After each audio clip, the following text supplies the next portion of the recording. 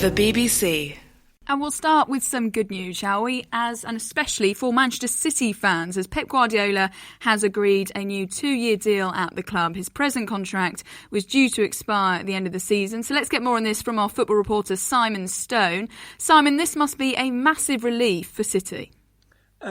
Absolutely. I think there's been a feeling that Guardiola would extend his stay at the club, but until he signs a deal, you're never quite certain, and Guardiola obviously is one of the foremost managers in the world, so City wouldn't have wanted to lose him, but I think Guardiola's still this sore of not being able to complete a successful Champions League campaign, either at Manchester City or without Lionel Messi in his squad.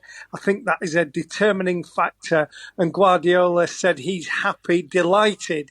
He said having the kind of support that he's getting from City, it's the best thing any manager could have. So he's committed himself for another 2 years, and that will take him up to 7 seasons at Manchester City. Because Guardiola's old club, Barcelona, have gone through some turmoil recently. Was he ever in the frame to return there next summer? Well, there's always been this belief that Guardiola would eventually go back to the Nou Camp, and with all the turmoil, as you say, around Lionel Messi's future and the new president, there was a feeling that Guardiola could be enticed back. The leading presidential candidate, Victor Font, he made it clear that one of his aims was to get Guardiola back to the club. That clearly is not going to happen now. And the interesting thing will be whether Lionel Messi, as was mooted very strongly at the end of last season, will now be a target for Manchester City to be reunited with his old boss. I'm sure. Well, thanks very much, Simon. Simon Stone, our football reporter, speaking there. Now, as you've been hearing, the government has announced a rescue package of £300 million for sports that have been impacted by the coronavirus pandemic.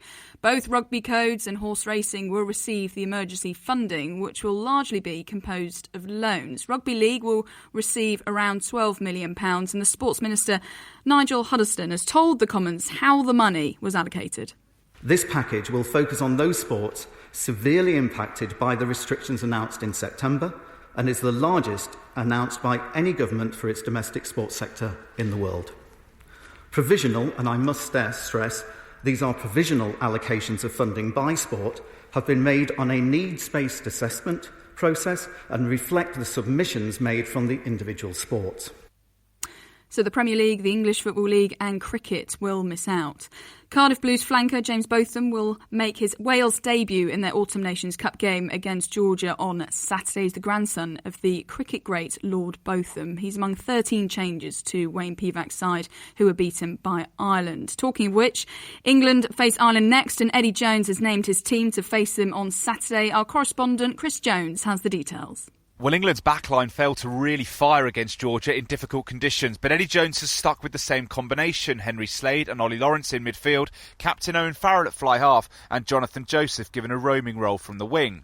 However, the return of the fit again George Ford to the bench gives England flexibility, while up front Jones has gone back to almost exactly his Rugby World Cup forward pack, with Sam Underhill and Tom Curry on the flanks, with Jones saying he's picked the strongest team possible for the most important game of England's season.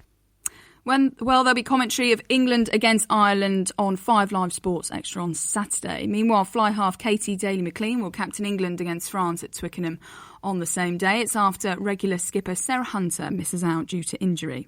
And Carl Edmond has split from his coach Franco Davin after just 1 season together. The British number 2 won the New York Open in February, but has only won just 1 of 7 matches he's played since the tour resumed in August. Davin lives in the United States, and Edmond says that COVID-19 travel restrictions have made working together quite difficult. And that's the latest from BBC Sport. BBC Sport.